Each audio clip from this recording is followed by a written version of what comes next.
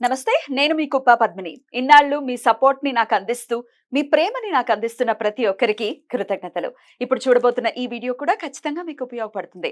Like, share and subscribe చేసి మీ ఇష్టాన్ని, అలాగే మీ సపోర్ట్‌ని నాకందించండి. అలాగే ఈ వీడియో పట్ల మీ అభిప్రాయాన్ని కామెంట్ సెక్షన్‌లో కామెంట్ చేసి నాకు తెలియజేయండి. నమస్తే. నమస్తే. Welcome to our channel. నేను పద్మిని. ప్రస్తుతం మనతో పాటు ప్రముఖ ఆధ్యాత్మికవేత్త, ఆస్ట్రాలజర్, న్యూమరాలజిస్ట్, జెమాలజిస్ట్ తనిష్క గారు ఉన్నారు. మాట్లాడదాం. మేడం నమస్తే మేడం. నమస్తే అమ్మా. డిప్రెషన్ ఈ మాట చాలా ఒక కామన్ వర్డ్ గా అయిపోయింది. అవును. అంటే డిప్రెషన్ కి అసలు సిసలు నిర్వచనమే మారిపోయిందా అనిపిస్తుంది. ఎందుకంటే ఒక చిన్న బాధ వస్తే నేను ఐఎమ్ వెరీ డిప్రెసివ్ అని అంటారు. నాకు చాలా డిప్రెషన్ వచ్చేసింది అని అంటారు. Do actually know the meaning of that word అని అనిపిస్తుంది. డిప్రెషన్ అనేది చాలా పెద్ద వర్డ్. అది అన్ని సందర్భాల్లో ఉపయోగించేది కాదు అనేది నా భావన. బేసిక్ ఎందుకంటే తదాస్ దేవతలు అనే వాళ్ళు ఖచ్చితంగా ఉన్నారు. నేను డిప్రెషన్ లో ఉన్నానంటే తదాస్ అన్నారంటే అందులోనే ఉంటాం. అనవసరమైన నెగటివ్ మాటలు మనకు వద్దు. లెట్స్ బి పాజిటివ్ అనే థాట్ ప్రాసెస్ డెఫినెట్ గా బిల్డ్ చేసుకోవాలి మనం. రైట్. అయితే డెఫినెట్ గా డిప్రెషన్ అనే సమస్యలతో బాధపడే వాళ్ళ సంఖ్య కూడా ఉంది. రకరకాల పారామీటర్స్ ఉన్నాయి వీటికి. మరి ఈ డిప్రెషన్ అనేది జాతక పరిశీలనలో కూడా తెలుస్తుందా? మీరు జాతకం చూసినప్పుడు వీళ్ళు డిప్రెషన్ తో ఖచ్చితంగా బాధపడే పరిస్థితి ఉంటుందని తెలుస్తుందా? దాన్ని ఎట్లా క్యూర్ చేసుకోవాల్సి ఉంటుంది? ఎందుకంటే దానికి ఏవో మెడికేషన్స్ ఇస్తారు. దానికి పర్మనెంట్ క్యూర్ అనేది డెఫినెట్ గా లేదు. చాలా కష్టపడాల్సి ఉంటుంది. యాక్చువల్ కేసెస్ ని మనం గనక చూస్తే చాలా కష్టం ఉంటుంది. దీనికి ఏంటి ఆన్సర్? అస్ట్రాలజీ ఏమైనా ఆన్సర్ ఇస్తుంది? తప్పకుండా అమ్మా. ఇప్పుడు డిప్రెషన్ అనేటప్పుడు ఒకరికి ఒక్కొక్క రకంగా ఉంటారు. ఎట్లా అంటే ఒక చిన్న విషయానికి ప్రతిదీ అనుమానిస్తూ ఉంటారు, డౌట్ పడుతూ ఉంటారు. వాళ్ళే డోర్ లాక్ చేసామా లేదని 10 సార్లు వెళ్ళి చెక్ చేస్తారు. లేదు వాళ్ళు స్నానం చేయడానికి వెళ్ళారు, ట్యాప్ క్లోజ్ చేసామా లేదా, ప్రతిదానికి ఇట్లా. అంటే అది ఒక రకమైన వాళ్ళకి అది కూడా ఒక డిప్రెషన్ వల్ల వచ్చే ఇష్యూ అది కూడా. కానీ కొంతమంది ఏంటంటే ఆ డిప్రెషన్ లో వాళ్ళు ఏం చేస్తున్నారు, అసలు వాళ్ళు మాట్లాడేది కూడా ఇంట్లో కూడా కొంతమందితో మాట్లాడుతున్నప్పుడు ఆ డిప్రెషన్ లో ఉన్నప్పుడు మాటలు కూడా ఏమైతుందంటే ఎక్కువైపోతుంది. సో వాళ్ళకి ఇది మాట్లాడితే కరెక్టా కాదా అని కూడా వాళ్ళకి తెలియదు. సో అది ఒక విషయం. ఎక్కువ డిప్రెషన్ లో ఉన్న వాళ్ళు ఏ కరెక్ట్ డెసిషన్స్ తీసుకోలేకుండా పోతారు.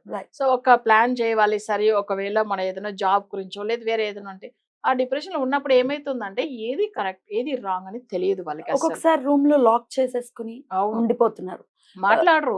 కరెక్ట్ గా ఏజ్ లో ఉన్న వాళ్ళు 25-26 ఇయర్స్ లో ఉన్న పిల్లలు ఎంత యాక్టివ్ గా ఉండాలి, ఎంత ఎనర్జెటిక్ గా ఉండాలి. అది మానేసి ఇంట్లో లాక్ చేసి కూర్చున్నాడండి మా పిల్లోడు, బయటకు రావట్లేదు, నా కాల్స్ వింటే భయం వేస్తుంది. చాలా మంది ఇట్లా ఉన్నారు. ఫుడ్ తినకుండా అసలు ఎట్లాంటి పరిస్థితి అంటే అసలు మంచిగా చదువుకున్న పిల్లలు కూడా వాళ్ళకి అసలు ఏం లేదు, ఇంత మంచిగా అసలు రెగ్యులర్ కాలేజీ వెళ్ళాడు, అన్ని మంచిగా ఉన్నారు, బాగా చదువుకున్నారు. కానీ ఇలాంటి ఎందుకు జరుగుతుంది అంటే వాళ్ళకి ఏమైతుందంటే జాతక పరంగా ఒక దోషం ఉంటుంది. వాళ్ళకి పంచమ స్థానం ఒకటి, అవును, అది వచ్చి మైండ్ సంబంధించింది. ఇంకొకటి లగ్నం బ్రెయిన్ సంబంధించింది, మెదడుకి సంబంధించింది. ఈ 2 గ్రహాలు వీక్ అయిపోతాయి. అంటే ఒకరు పుట్టిన నక్షత్రం, ఇప్పుడు ఫర్ ఎగ్జాంపుల్ వాళ్ళు ఒకరు కేతు నక్షత్రంలో పుట్టారు అనుకున్నారు. అప్పుడు ఏమైతుందంటే వాళ్ళకి జాతక పరంగా లగ్నాధిపతి రాగుతో వెళ్ళిపోయాడంటే వాళ్ళకి ఆ ఇష్యూ ఉంటది. లగ్నాధిపతి రాహుతో వెళ్ళిపోతే ఇష్యూ ఉంటుంది. అవును. ఇప్పుడు ఫర్ ఎగ్జాంపుల్ ఇప్పుడు వాళ్ళు వచ్చి ఎందుకంటే కేతు వచ్చి ఒక ప్రాణకారకుడు, అంటే వాళ్ళ కేతు నక్షత్రం, బట్ వాళ్ళ లగ్నం బ్రెయిన్ సంబంధించిన గ్రహం ఉంది చూడండి, అది వచ్చి ఏంటంటే రాగు ఆపోజిట్ డైరెక్షన్ లో ఉంటది. అప్పుడు వాళ్ళకి ఏమైతుందంటే అసలు సింక్రనైజేషన్ అనేది ఉండదు. అదే నిజం. సరే, నెక్స్ట్ ఇంకొక విషయం ఏంటంటే పంచమ స్థానం. ఇప్పుడు ఫర్ ఎగ్జాంపుల్ మీన లగ్నంలో పుట్టారు, పంచమ స్థానాధిపతి కర్కాటకం అవుతుంది, అది చంద్రుడు హౌస్. అట్లా చంద్రుడు హౌస్ అయినప్పుడు ఏమైతుందంటే ఆత్మకారకుడు చంద్రుడు మాంది గ్రహం అయితే వాళ్ళకి మానసిక బాధలు ఇస్తాడు. సో అప్పుడు ఏమైపోతుందంటే ఆ మాంది గ్రహం అక్కడ ఉన్నప్పుడు వాళ్ళకి ఎక్కువ డిప్రెషన్కి వెళ్ళిపోయే వాళ్ళు చూస్తున్నాం. సరే, అలానే చంద్రుడు రాగుతో ఉంటాను, లేదు కేతుతో శత్రు ప్లేస్ లో 8th house లో ఉంటాను, ఆ మానసిక బాధలు అనేది అస్సలు అంతే వచ్చేస్తుంది. సరే, ఇవన్నీ మనం ఇట్లా చూస్తున్నాము. కొంతమంది చాలా బాగున్నారు, సడన్ గా వచ్చి ఎందుకు ఇట్లా చేంజ్ అయిపోతారు, ఈ విషయాలు ఉంటుంది. ఇంతవరకు మంచిగానే ఉన్నారండి మా అబ్బాయి, ఇప్పుడు మానసిక బాధలు ఎందుకు వచ్చింది అంటే వాళ్ళ జాతక పరంగా. ఇప్పుడు ఒకరు వచ్చి కన్యా లగ్నంలో పుట్టారు అనుకోండి, వాళ్ళకి శుక్ర మహాదశ జరుగుతుంది. అప్పుడు ఆ శుక్ర దశలో పంచమాధిపతి ఎవరు? శని శత్రువు అవుతాడు ఆ టైమింగ్ లో. ఇన్ని ఇయర్స్ గా బాగున్న అబ్బాయి వాళ్ళ శుక్ర మహాదశ వచ్చినప్పుడు ఆ పంచమాధిపతి మరీ నెగిటివ్, శని నెగిటివ్ అయిపోతే భయం కదా ఎక్కువ. సో మరీ ఎక్కువ మానసిక బాధలు అనేది వాళ్ళకి వచ్చేస్తుంది. సో ఇదంతా ఎట్లా అంటే అందరికీ మానసిక బాధలు ఒకే టైము ఒకే దశలో అట్లా వస్తుందంటే కాదు. సపోజ్ అదే శుక్ర మగాదశ వచ్చి వాళ్ళకి వేరే లగ్నంగా ఉండింది అనుకోండి, వాళ్ళకి మానసిక బాధలు రాదు. సో ఇప్పుడు సపోజ్ వాళ్ళకి వచ్చి కర్కాటక లగ్నంలో పుట్టారు, వాళ్ళ జాతక పరంగా ఏమైతుందంటే శుక్రదశ జరుగుతుంది. 7th లార్డ్ శని వల్ల దోషం, అంటే హస్బెండ్ వల్ల దోషం ఉంటుంది కానీ మానసిక బాధలు రాదు. అలా చూసుకోవాలి, depends upon the house. House పెట్టి చూడాలి. got it. మనకేమనిపిస్తుంది, సో ఈ దశ వస్తే డిఫాల్ట్ ఇంకా మానసికం కాదు, అట్లా కాదు. శని ఎక్కడున్నాడు, లేకపోతే శనికి సంబంధించిన ప్లేస్ ఏది.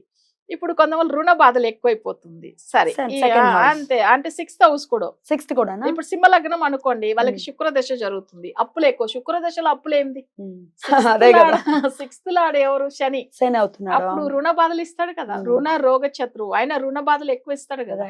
సో ఇట్లా చాలా వరకు ఉంటుంది. అంటే మనకు వచ్చి మానసిక బాధలు దేని వల్ల వస్తుంది, పంచమ స్థానము, లగ్నము, తర్వాత దానికి సంబంధించిన లగ్నం, బ్రెయిన్ కి సంబంధించిన గ్రహం ఎవరు అంటే గురు. సో అది నెగిటివ్ గా ఉంటేనే వస్తుంది అనమాట. ఇవన్నీ మనం జాతకం ఫుల్ అనలైజ్ చేస్తే వాళ్ళు నిజంగానే మానసిక బాధలో ఉన్నారా అనేది తెలిసిపోతుంది. కొన్ని క్లయింట్స్ ఎవరైనా అంటే మీరు అనలైజ్ చేసి లేదు ఇది డిప్రెషన్ కాదు, జస్ట్ అలా ఫీల్ అవుతున్నారని చెప్పినవి ఏమైనా ఉన్నాయా? అట్లానే ఉంటుంది. ఉంటాయి. అయితే ఎక్కువ డిప్రెషన్ లో ఉండే వాళ్ళు ఏందంటే అసలు వాళ్ళు బయట తీసుకురావడం చాలా కష్టపడతారు కదా తల్లిదండ్రులు. వాళ్ళు ఎంత అసలు వాళ్ళకి ఎన్ని కౌన్సిలింగ్ ఇచ్చినా కూడా తగ్గదు. సరే టాబ్లెట్ ఇచ్చినా నిద్ర వస్తే అంతే తప్పించి వాళ్ళకి ఏం చేయలేదు. మరి ఏంటి మీరైతే ఏం చేస్తారు? వాళ్ళ జాతకం ఫస్ట్ తీసుకొని దీంట్లో ఈ ప్రాబ్లం ఉంది అని చెప్పి నేను చెప్పిన తర్వాత వాళ్ళకి అక్కడ నమ్మకం వచ్చేస్తుంది అప్పుడు. సో ఆ నమ్మకం వచ్చినప్పుడు ఏమైతుందంటే వీళ్ళు ముందుకు వెళ్తారు. సో మేడం చెప్పింది అన్ని కరెక్టే కదా అట్లని. అప్పుడు వాళ్ళ జాతకం కాకుండా వీళ్ళ గురించి అంటే తల్లిదండ్రులు ఎవరైనా పూజ ఫాలో అవుతారు. అప్పుడు వాళ్ళ పేరెంట్స్ జాతకం ఎవరిదైనా తప్పకుండా తీసుకోవాలి. తీసుకుని వాళ్ళకి పుత్ర స్థానానికి సంబంధించిన రెమెడీ ఫాలో అవుతూ ఉంటేనే వాళ్ళ బాబుకో పాపకో బాగా. ఎన్నాళ్ళు పడుతుందండి ఒకవేళ పేరెంట్స్? ఒకరికి ఏంటంటే ఒక మండలం 48 days పూజ చేపిస్తాం మనం. ఒకరోజు 1 week లో బాగైన వాళ్ళు ఉన్నారు, ఒకరోజు 1 month లో మంచిగా అయిన వాళ్ళు ఉన్నారు. కానీ ఖచ్చితంగా అయితే మనది ఫలితం అయితే వస్తుంది, 2 months లోపల వస్తాయి. చాలా మందికి అంతే.